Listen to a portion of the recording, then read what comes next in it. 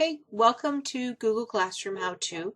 Unfortunately, I'm not able to invite you into my actual classrooms with this, as you're not part of our GAF account in our school district. What I am going to do is go through and show you how to set up a Google Classroom, and this is for those that were in the conference or those that were not able to make the conference, either one.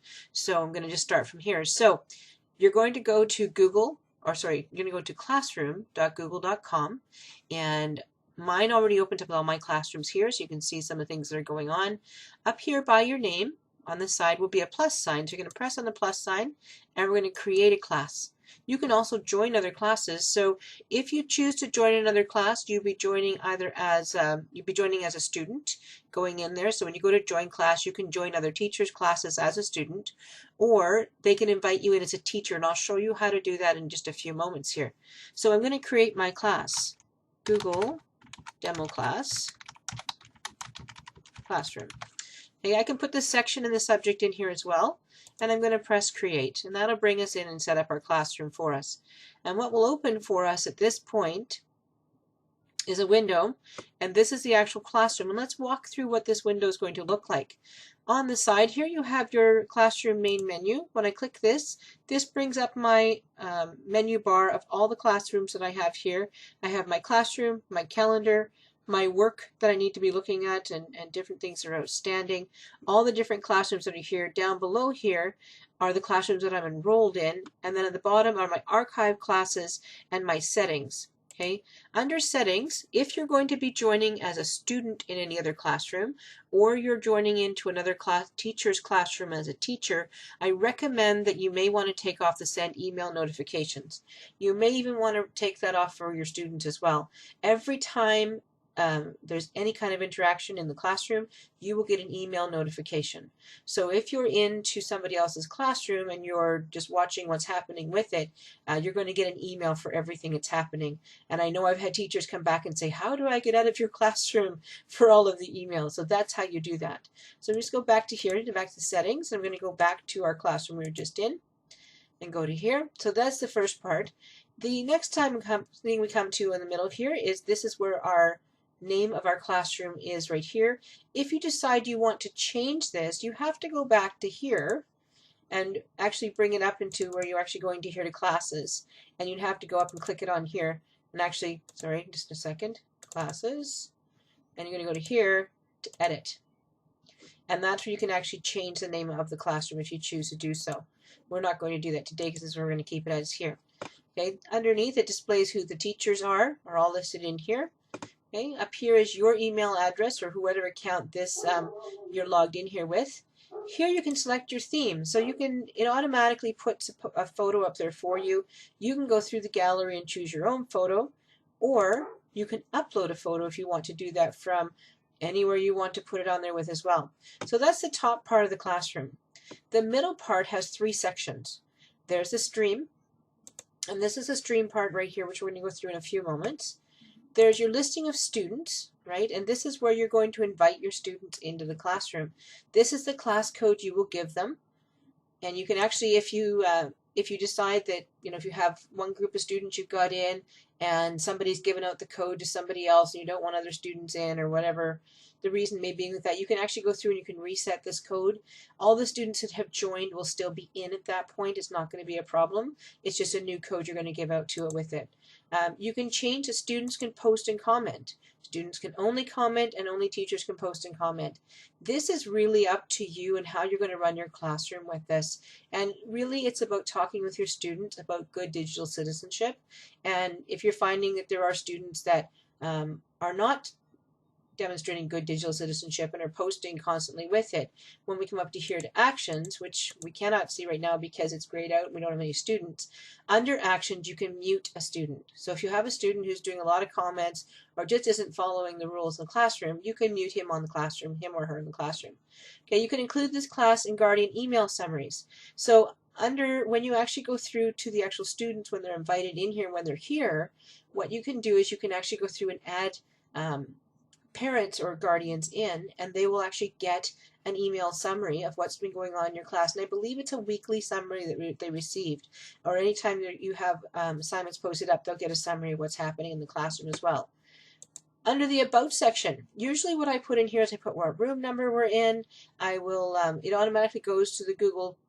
Google automatically sets up a Drive folder for you and for the student as well. So the Google Drive folder for this is Google Demo Classroom. You can view it in the classroom.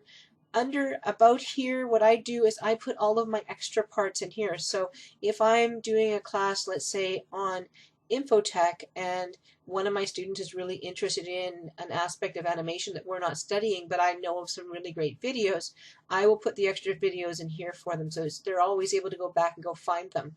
The other thing I found too that's really helpful here is I'll put in here a lot of this section about Creative Commons, if they're looking for royalty-free music or royalty-free photos that they're going to be using in their assignments, and I'll drop the links in here for the About class section, and I'll show you that at the end here. I'll go through one of my classes and bring it up and show you that part, how you can do that.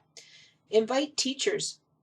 This is a really great thing to use when you're having a TOC in your classroom, because I can invite them into my class and have them be there in the classroom with the students, and they're getting to see from a teacher's side of things what's actually going on in the classroom. So if they're coming into a class of 30 students and things are all moving around, excuse me, and they don't know, and one of them says, oh, I've already done that assignment, or I don't know anything about this, they can go to the classroom themselves and see exactly what's happening. They're seeing all the assignments, they're seeing where every student is at, they know what everything's been handed in, they can even go in and do marking for you at that point.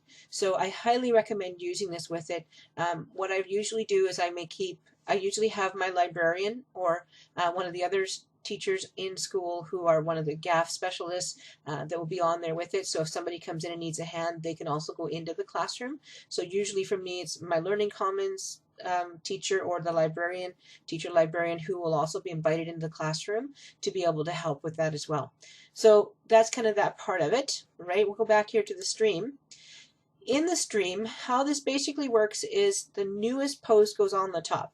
So what I can do for posts, it's this large button down here in the bottom, there's different posts I can make. I can create an announcement. So we're going here to it with it. I can go, hello to everyone at the New Teacher Conference.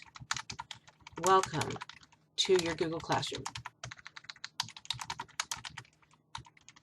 demo, right? Under topics, this is a new thing they just put in this year. It's a really great an easy way to go through the page, which makes it quite nice. I'm going to create a topic and I'm going to call this demonstration. If you have different units you're doing in your classroom, this is where you would put that at that point. So if a student wants to find all of the assignments that are attached to, let's say, graphics, they would go to the topic of graphics, and then all the ones for graphics are there. Now, from here, I can add a file. So I can go to my computer and it'll ask me to add a file from here from my computer. I can add from my Google Drive. I can add a YouTube video, or I can add a link to this, going through this. Right at the end here, I can schedule this post. I can save it as a draft. And what saving it as a draft will do is it'll save it to the top of my page. So if I want to put something in, but I'm not quite ready to put it out there to my students yet, this is the thing. Because as soon as I press post this, what's going to happen is it goes live. And so any student that is in this classroom, even if it's 10 o'clock at night, they get the post. You have to consider that when you're going through it, because you may not want students getting their work at 10 o'clock at night the night before and finishing everything before they get to the class the next day. So that's the first thing you can do. You can post an announcement. Second thing you can do is you can post assignments. Now with assignments, again, welcome to the Google Classroom demo. Take a moment to go through the web store and check it out. This is an assignment that I do with my students when they come into the GAF into my classroom. Usually it takes a bit for the GAF accounts to be up and running and ready to go. So what I usually do is I'll have them go through the Google Web Store and pick out 3 apps that they would use in the classroom. They have a slide deck that we all share, and everybody has their own slide. And on their slide, they put a picture of their app. They tell me what it is, what it does, and why they would use it. And then everybody puts this together, and that's basically most of our first class. So this is your title part here. This is your instructions. Follow the instructions. given in class. You're going to give it a due date. So if I want to have it due today, I can do that. So if we're going to have it due on the 25th, we can do that with it. Again, topic. I'm going to create a topic, welcome to class. So it's going to be the welcome part of it, or we're going to actually call this introduction. Okay, and again, I can put on here, I can put a link, I can put a Google Drive, I can put a YouTube video, or I can put a link in here as well, or file or a link. So I'm going to just go into here and I'm going to go create a Google Doc with this, because part of what I want to do is I want to show you some of the things we can do with the Google Doc. So we're going to go to Google Docs.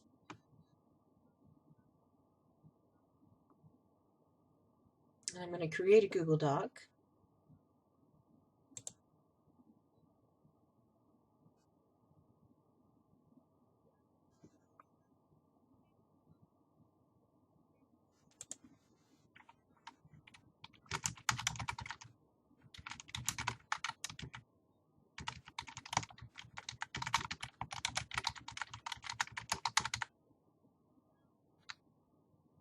Okay, and I'm just going to take a moment to introduce yourselves.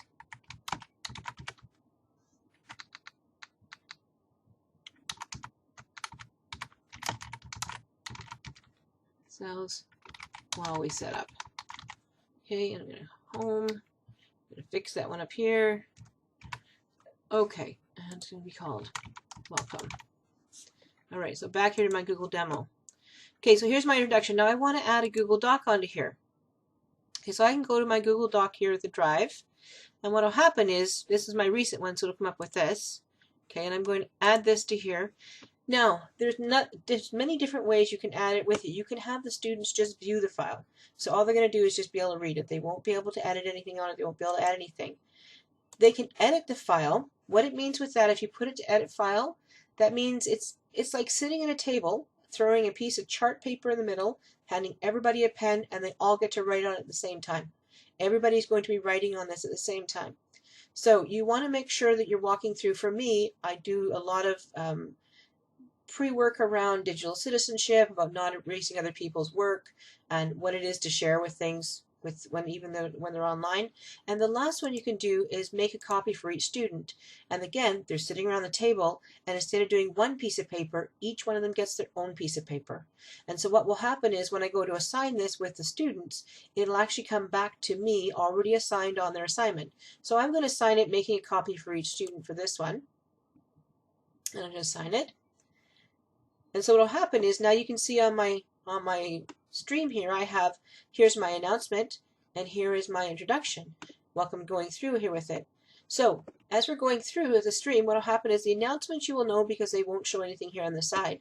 The assignments you will know because they're going to show you how many students have done it and how many students have not done it. Now if I want to go back in here and go and change this, because I realized I put it up, oh, I forgot to put up one of the things, I can go to edit, and that'll bring me back up to here. Now the only problem is going to be, if I want to add another document on here right now, and I want to do it again where I do, okay, so I'm just going to go welcome again, add, okay. What happens to this, after you go back to go and change it the second time, you cannot do the student gets every copy. That can only be due when the assignment is made. So at this point, you would have to actually delete the assignment and put it back in again with the make every copy. So that's the only way to do that with it. So I'm just going to go, students can view this file, and I'm going to save it and put it back up there. So now I have 2 documents on my assignment. Okay, going through that. So the third point I can make here with it is, I can also go in here and I can create a question. So I can go from here and I can go, welcome, how many have used Google Classroom? Okay, and we're going to make this due right away.